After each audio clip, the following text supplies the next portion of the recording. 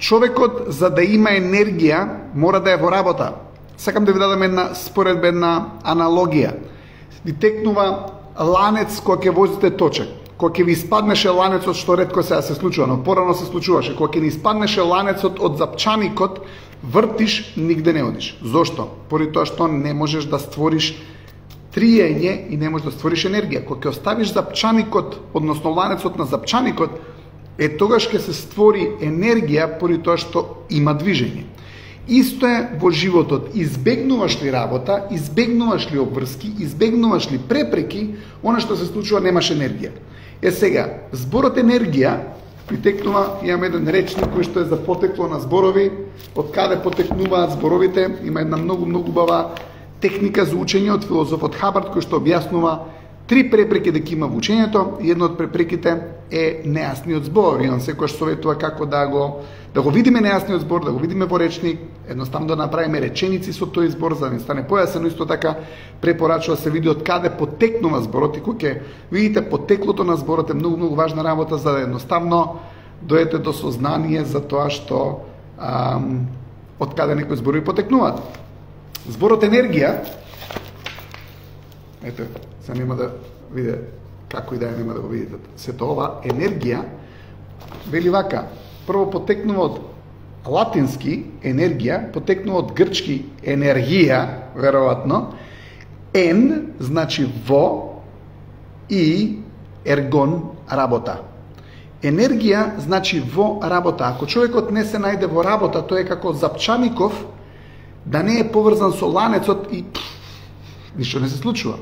Луѓе што одбегнуваат работа, луѓе што одбегнуваат препреки, луѓе што не се соочуваат со некои работи и не може да створат енергија.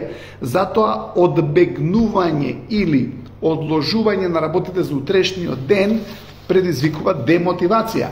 Одложување на работите за утрешниот ден или одложување за работите за понатаму се вика прокрастинација. Гледате колку убав збор е прокрастинација. Про на латински значи нанапред или наредно, а крас е ден, што значи за наредниот ден. Ако нештото го одложувате цело време за наредниот ден, не доаѓате во контакт со нештото за да го бутнете пред вас, за да го створите, за да едноставно ја направите целата таа енергија. Нели ние кога идеме у теретана, кога ќе земеме шипките, кога ќе земеме тегувите, добиваме енергија поради тоа што доаѓаме во контакт со некој тип на нешто кое што треба да го совладаме. Во животот бегате ли од работи, бегате ли од проблеми, ќе имате повеќе проблеми, соочете ги проблемите, не се зафркавајте. Океј, тоа е една работа. Втора работа. Кога имате луѓе кои што се во надпревар со вас, интересно е, гледайте, интересно е колку е, дали сте приметиле, кога имате пријатели околу вас, кои што стварно се чувствувате комотно со нив. Една работа што можете да приметите, дека нема надпреварувачки дух со вас.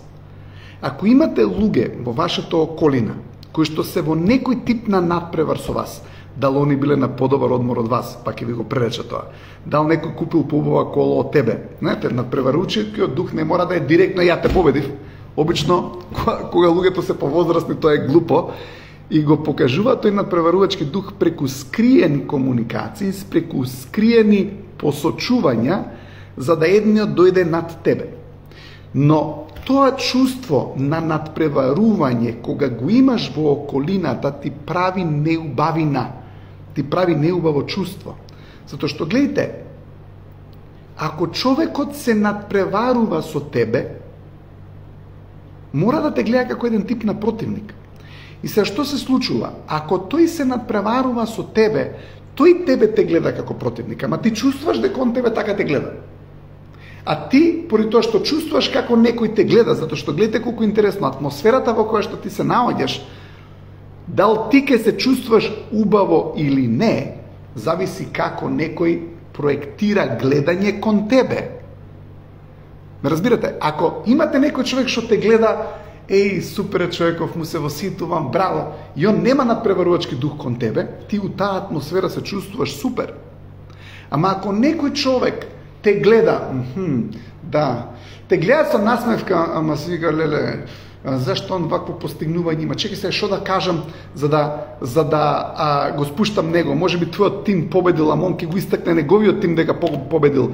Па што и да ќе направи за да ти каже дека уствари твојот тим изгубил, или не мора да е за спорт, може да е за неговата керка направила нешто, она имала постигнување, ама вашата керка нешто не постигнала. И са цело време со таков тип на комуникација ти се чувствуваш без везе, се чувствуваш неубаво, поради тоа што ти го немаш тој надпреварувачки дух кон него, ама тој го има тој надпреварувачки дух кон тебе, и тоа е тоа што ти прави вознемирување, и тоа е тоа што ти прави во таа средина да не се чувстваш убаво. Зашто имате луѓе кои што во некои средини се чувствуваат релаксирани со некои друштва? Е поради тоа што тие не се унадпревар со нив.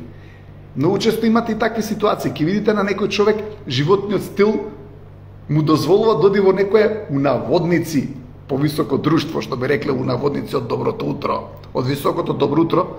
И сега кога ќе доеш ти у тоа повисокото добро утро, ама у повисокото добро утро никогаш не убаво. Гледате, луѓе кои што го имаат тој став, ние сме од високото добро утро, од повисокото добро утро, што значи од повисоката класа, тие луѓе што го имаат тој став, дека постои такво нешто како ние сме од повисокото добро утро, од повисоката класа, од повисокиот свет, никогаш не може да се чувствуваш убаво со тие луѓе.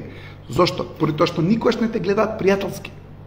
И сега ти се лажеш, сакаш да доеш во некое друштво каде што има повисок стил, каде што имаш луѓе на кои што можеби си им се восхитувал затоа што не имале материјално повеќе, па сега ти си стекнал повеќе материјално, па сега сакаш да се лакташ со нив, сакаш да доеш во истите друштва, во истите кафани, во истите ситуации со истите луѓе, и на крај чувствуваш тензија.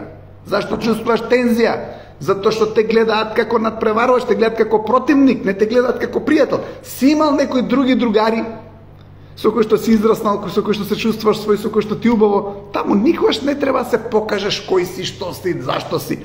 Ваму мора да се покажеш. Зашто? Затоа што ти стимулира да се покажуваш, поради тоа што ти дава еден тригер да влезеш ти во тој надпревар со него, затоа што тој те гледа како противник. Затоа што тој е надпревар со тебе. Зашто иначе би те гледал така? Затоа што не те гледа како соиграч. Гледате, ако имаш некој што те гледа како соиграч, тој ти е другар. Тој ти е пријател. Ама ако имаш некој што те гледа како противник, тој те гледа како противник, односно тој што се надпреварува со тебе, ако те гледа дека, ако тој мисли дека треба да се надпреварува со тебе, тој те гледа како противник. Не те гледа како соиграч. И сега, твојата перцепција дека тој некој така те гледа, уствари ти го прави вознемирувањето. Човекот што те гледа на тој начин ти прави вознемирување. И затоа се чувствувате вознемирено во некои друштва. Во некои ситуации каде што сакате да дојдете да бидете. Може би животот ќе те наложи така. Може некој ќе дојде во некоја ситуација каде што некој од околината, кој да е, го гледа со надпреварувачки дух. Дека он ќе се истекне, ама тебе ќе те спушти. Си кажеш, зошто е ова потребно? Луѓе, не е потребно, ама дајте си комплимент. Гледате, те гледа како единица мерка, зашто се споредува со тебе. Тоа е доброто за тебе. При тоа што те гледа како репер. Те гледа како мерна единица. И затоа мора он да се докаже пред тебе и тебе да те спушти, затоа што те гледа како повисок од него. Иначе, зошто би морал да те спушта? Не би морал да те спушта у некој случај. Ама он, чим те гледа на повисоко ниво од него, и он има таков став, јас сега ќе бидам над него, затоа што кога ќе видите луѓе кои што се полни со самодоверба, они немаат потреба да те спуштат. Само луѓе што се со ниска самодоверба имаат потреба тебе да те спуштат, за он да се истакне. Луѓе што имаат многу самодоверба, он ќе те стави тебе на пиедестал. Нема потреба он да се крева.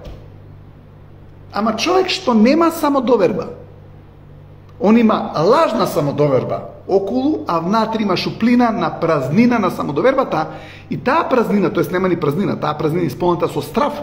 И тој страв, кој што го чувствува длабоко во себе, го тера да те спушти тебе, зашто у суштина знае дека он е мал.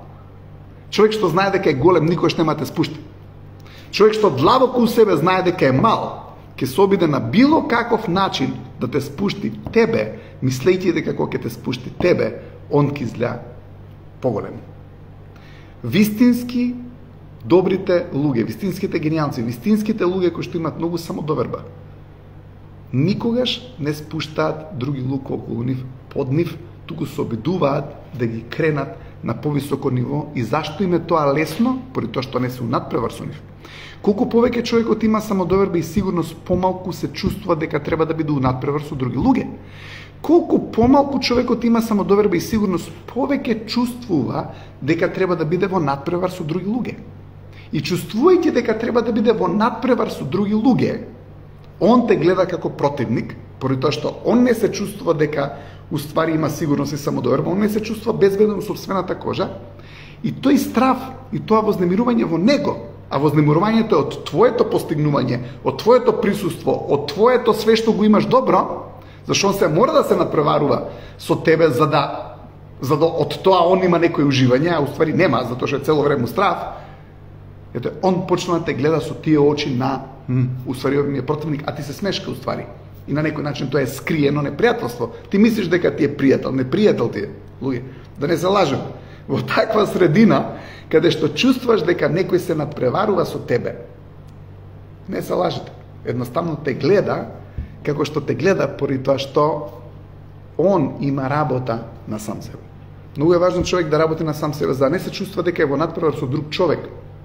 Знаете, неубаво е да сте у надпревар со друг човек. Бидете у надпревар со себе, со вашите постигнувања, со вашиот успех, со вашето достигнување. Затоа е многу важно да имате свое мерило за што ви е успех.